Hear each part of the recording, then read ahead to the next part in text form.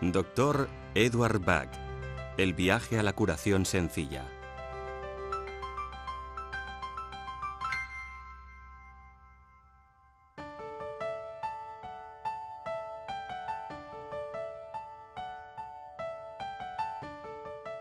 El descubrimiento casual de una flor cerca de un manantial de montaña en Gales marcaría el comienzo de un viaje para uno de los pensadores más imaginativos de nuestro tiempo, Edward Bach, un doctor entregado y apasionado que dio la espalda a la medicina ortodoxa y empezó a investigar el poder curativo de la naturaleza para tratar las enfermedades. El Dr. Bach fue un respetado doctor, bacteriólogo y patólogo en el Londres de principios del siglo XX. Según sus teorías, las emociones están relacionadas con los trastornos físicos. Sus remedios florales interactúan con las emociones negativas que pueda experimentar una persona en un momento dado para transformarlas en emociones positivas. Como en el caso de muchos pioneros cuyos descubrimientos se adelantaban a la ciencia, la vida del Dr. Bach estuvo rodeada de controversia. Y como ha ocurrido con otros innovadores que han realizado descubrimientos únicos, algunos lo consideraban un excéntrico.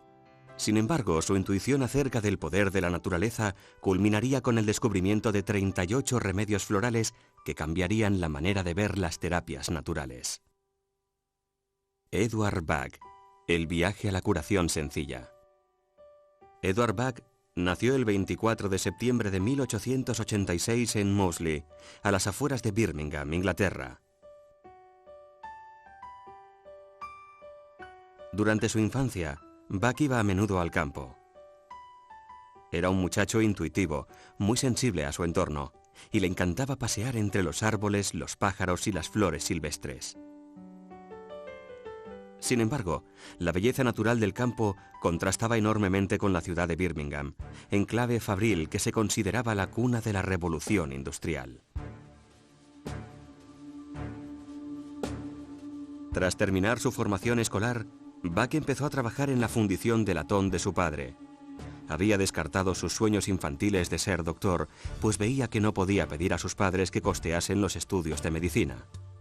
Sin embargo, el joven Edward no lograba adaptarse al ruido constante y las condiciones claustrofóbicas del entorno de trabajo en la fundición.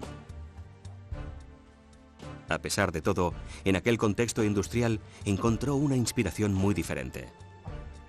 Edward Bach era un perspicaz observador de las emociones y vio cómo afectaban las enfermedades a los trabajadores. El miedo a la enfermedad era un problema tan importante como la propia enfermedad, pues un hombre enfermo no podía trabajar ni tampoco pagar facturas médicas de importes desorbitados. Además, los remedios administrados no hacían más que ocultar los síntomas. Finalmente, Bach explicó a su padre que quería estudiar medicina. Con la aprobación de la familia, dejó la fundición para centrarse en su pasión por aliviar el sufrimiento humano y estudió medicina en la Universidad de Birmingham. Durante 6 años, Edward Bach absorbió conocimientos ávidamente, primero en el edificio de ladrillo rojo de la Universidad de Birmingham y después en el University College Hospital de Londres, donde se graduó como doctor en 1912 e ingresó en el Real Colegio de Medicina.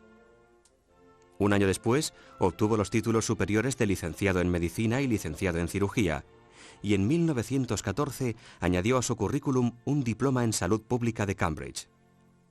Durante su estancia en el University College Hospital, investigó sobre la terapia de vacuna en el departamento de bacteriología.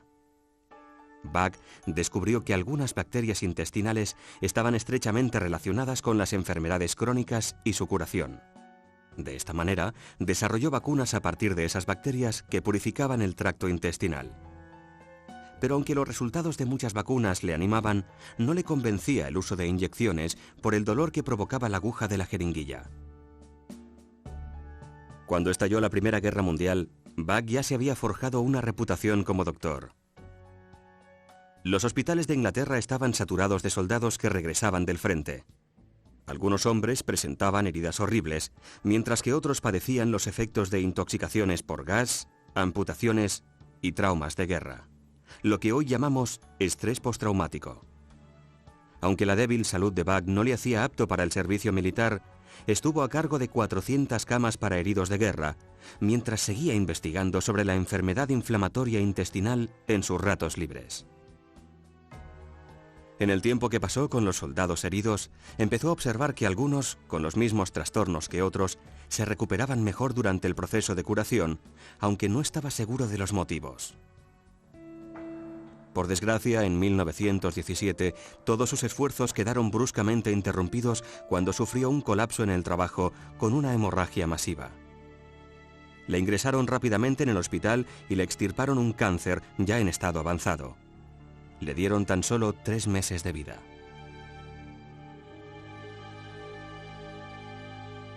Pero para el tenaz Dr. Bach aún quedaba mucho trabajo por hacer, pues creía que todavía no había profundizado lo suficiente en su investigación. Aunque todavía estaba muy débil y apenas podía caminar, regresó a su laboratorio dispuesto a hacer todo lo que pudiese en el poco tiempo de que disponía. Su determinación le dio fuerzas renovadas, desafiando todos los pronósticos y sorprendiendo a sus colegas. Si dijésemos que Bach era un adicto al trabajo, nos quedaríamos cortos.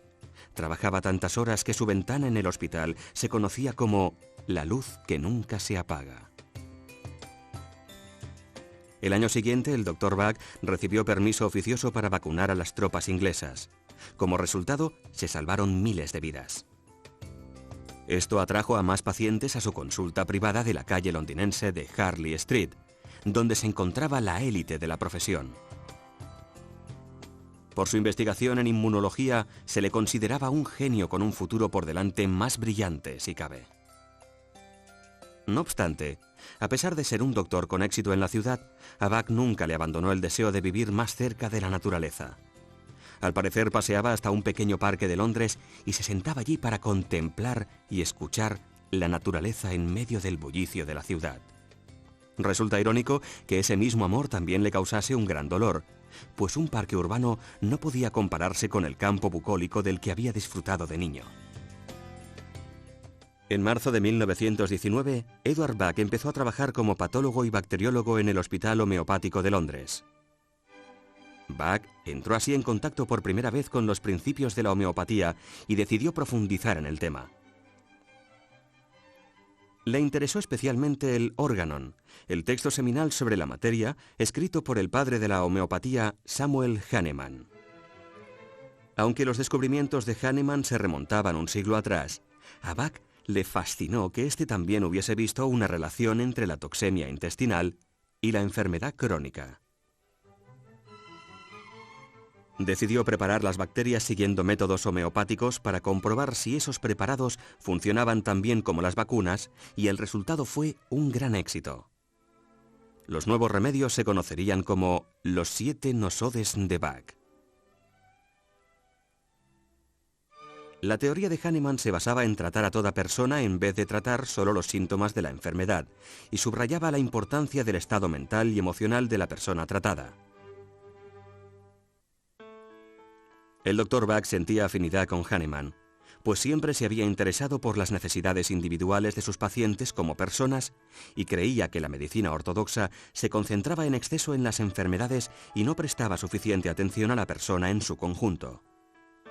Le ilusionaba pensar que las ideas de Hahnemann podían conducirle a una forma de tratar la causa de la enfermedad más segura y natural de lo que jamás había soñado siendo niño.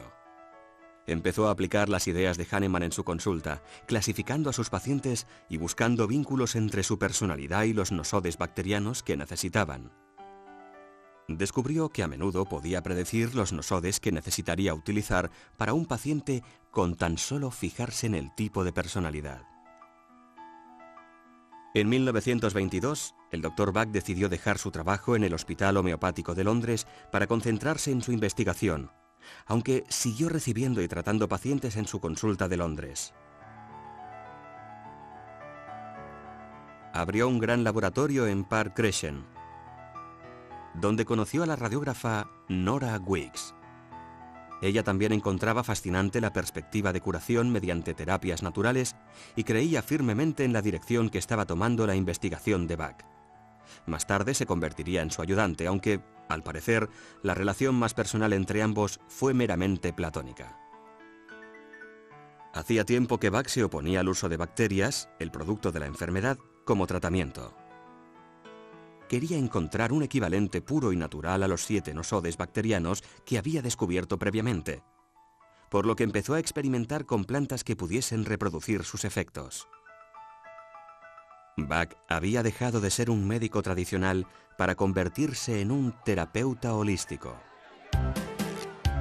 Según las normas de la época, cuando se suponía que los doctores debían ser más bien reservados y distantes, Eduard Bach era un hombre poco convencional.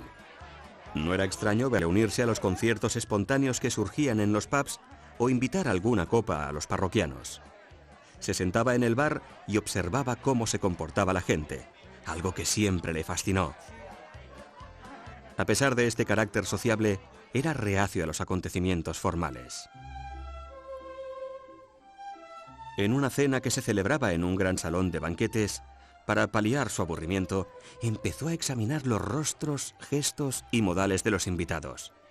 Empezó a considerar cómo podría agrupar esas personalidades y tipos emocionales. Y se preguntó si las personas con tipos parecidos de personalidad y de emociones padecerían las mismas enfermedades.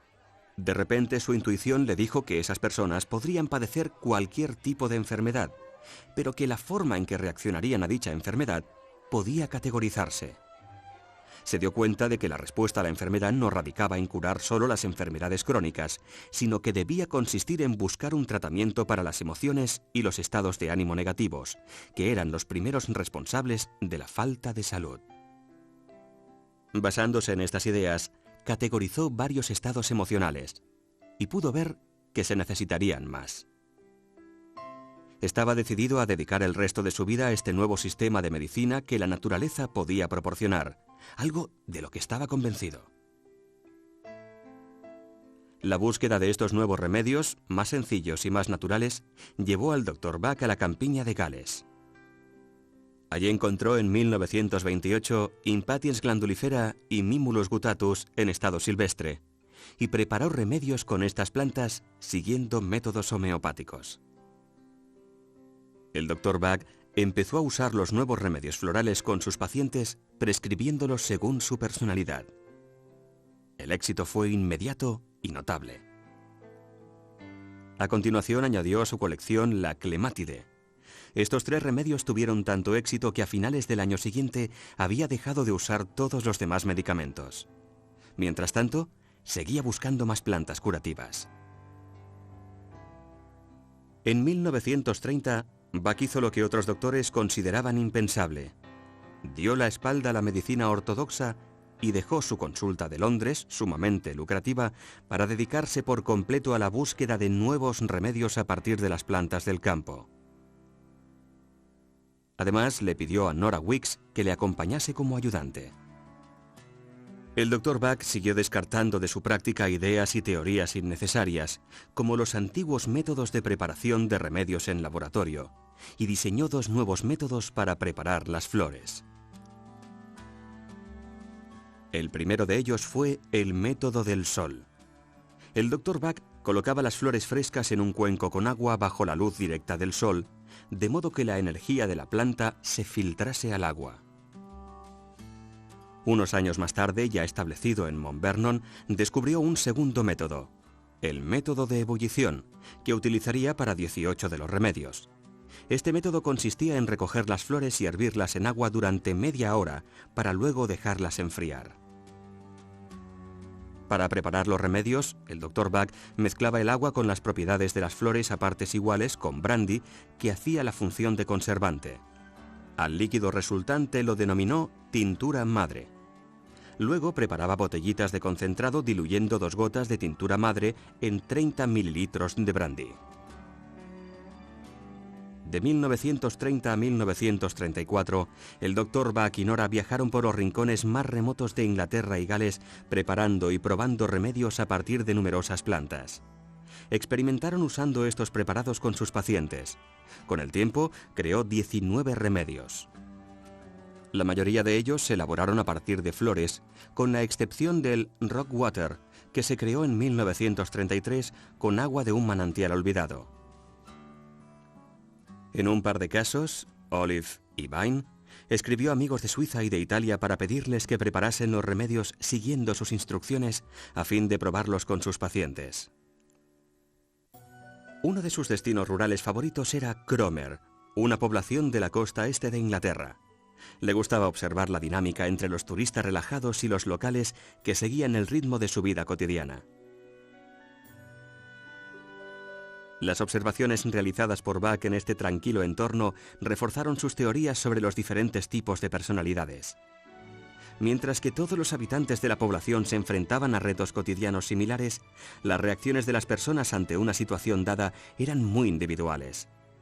Fue durante su estancia en Cromer cuando el Dr. Bach descubrió muchos de los primeros remedios: Agrimory, Chicory, Verben, Sensory, Cerato, Scleranthus y Oak. También fue ahí donde una emergencia marítima puso a prueba el trabajo de Bach. El 14 de diciembre de 1933, una feroz tormenta azotaba el mar. Se dispusieron barcos de salvamento para rescatar a 2 pescadores de la barcaza naufragada The Sepoy. Los barcos intentaron zarpar durante 6 horas, pero el mar estaba demasiado agitado. Finalmente, un barco de salvamento logró colocarse junto a la proa de la barcaza y rescató a uno de los pescadores que se había atado al mástil. Expulsaba espuma por la boca, deliraba y se pensó que no sobreviviría. De hecho, quienes lo rescataron creyeron que se trataba de una muerte segura. Cuando llegaron a tierra firme, el Dr. Bach insistió en intentar salvar la vida del pescador y humedeció los labios del hombre con una combinación de remedios a la que se refirió como Rescue Remedy. Según cuentan, instantes después, el hombre se incorporó y pidió un cigarrillo, tras lo cual lo llevaron al hospital local. En este punto de la vida de Bach, los remedios florales empezaban a hacerse famosos gracias al boca a boca. Había publicado varios artículos y libros sobre el poder curativo y la eficacia de los remedios. Pero la profesión médica se mostraba reticente a aceptar sus ideas. También anunciaba sus remedios en los periódicos, algo que el Consejo Médico General desaprobaba enérgicamente. Durante los 4 años siguientes, se le amenazó en repetidas ocasiones con tachar su nombre del registro médico. Finalmente, Bach se desquitó escribiendo una carta al Consejo en la que sostenía que ya no se consideraba doctor, sino herborista. En una carta posterior, rescindió su asociación con la medicina ortodoxa para no volver a saber nada del Consejo Médico General nunca más. Después de años de viajes, el Dr. Bach y su ayudante Nora consideraron que había llegado el momento de establecer un centro donde poder continuar preparando sus remedios. Alquilaron una casa de campo victoriana, Mount Vernon, en el tranquilo pueblo de Shotwell, en el condado inglés de Oxfordshire. Su buen amigo Victor Bullen, un constructor de Cromer, se les uniría más tarde para ayudarles en su labor. Bach tuvo una grata sorpresa al comprobar que casi todas las plantas curativas crecían en un radio de 1,5 a 3 kilómetros de su nuevo hogar. Para entonces ya había gastado todos los ahorros que le quedaban de la consulta de Londres. No tenía mucho dinero para amueblar la casa, así que recogió madera y fabricó sus propios muebles, que aún se conservan hoy en día en Mount Vernon. Aunque su economía no era precisamente boyante, el Dr. Bach no cobraba por sus servicios ni sus remedios. Consideraba que la salud era un derecho de toda persona y sus remedios no eran más que una prolongación natural de la curación. Resulta paradójico que las visitas gratuitas incomodasen a los propios pacientes. Muchos no regresaban para una segunda visita porque sentían que se estaban aprovechando de su bondad. Así que el Dr. Bach decidió cobrar el tratamiento para que los pacientes sintiesen que no solo recibían, sino que también daban algo a cambio. La fama de los remedios empezó a extenderse.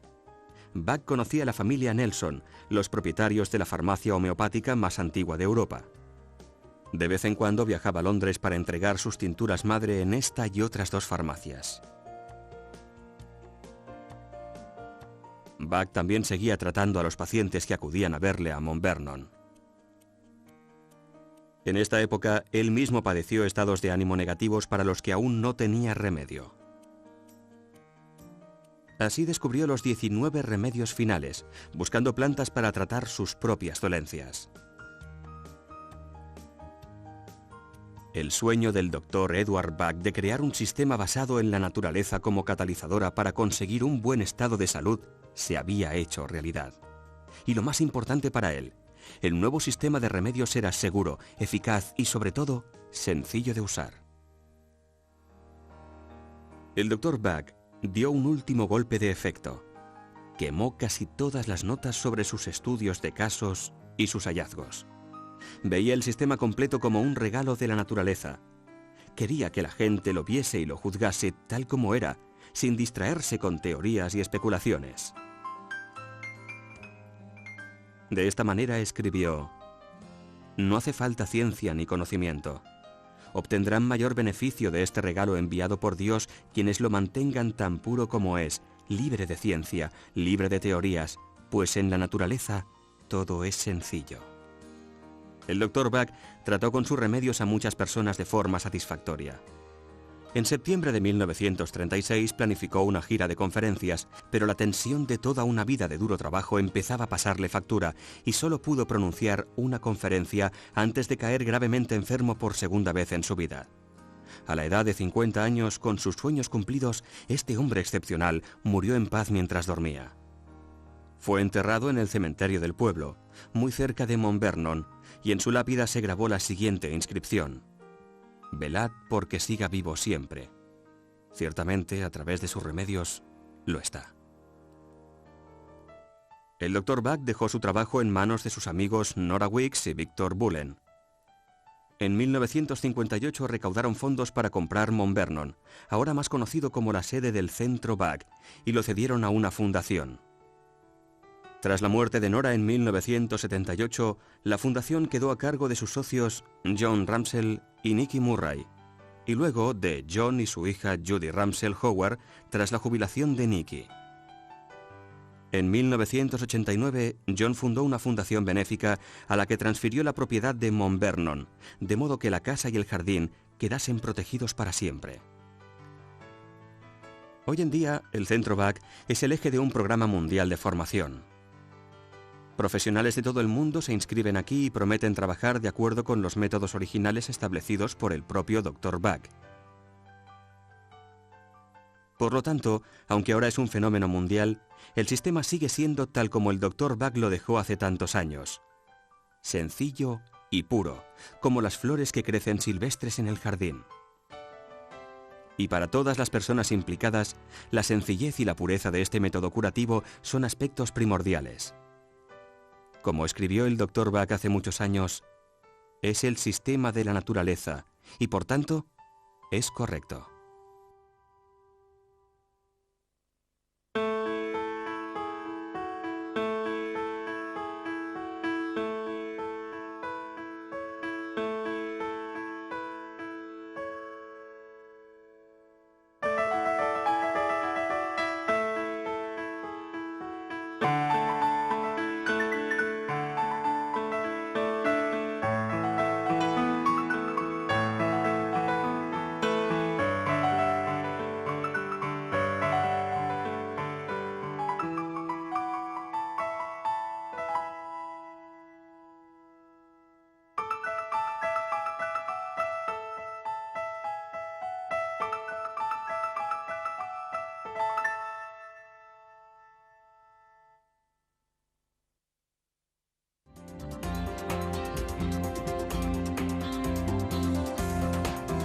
El proceso de embotellado.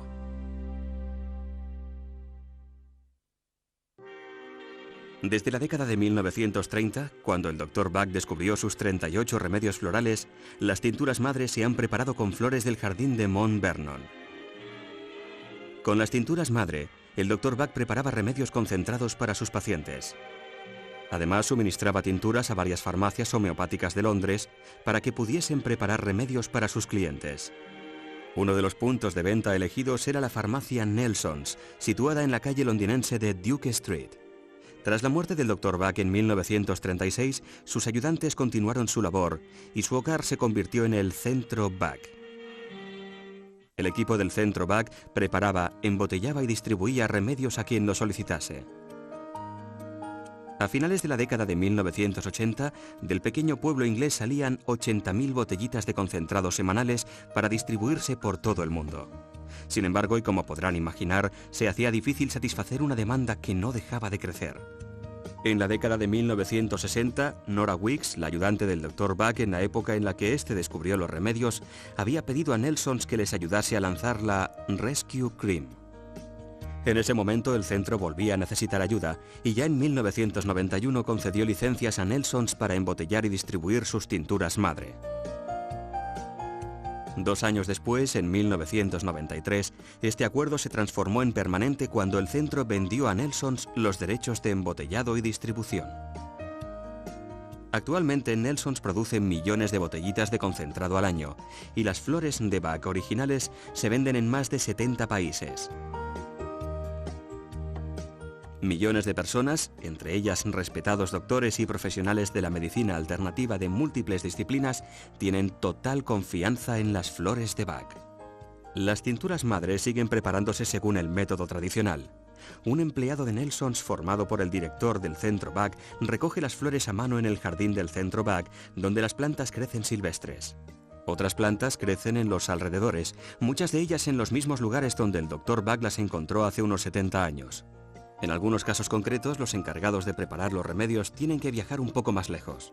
El Rockwater se elabora en Gales, mientras que durante la Pascua se realizan viajes a zonas remotas de España para preparar los remedios Vine y Olive en su entorno natural.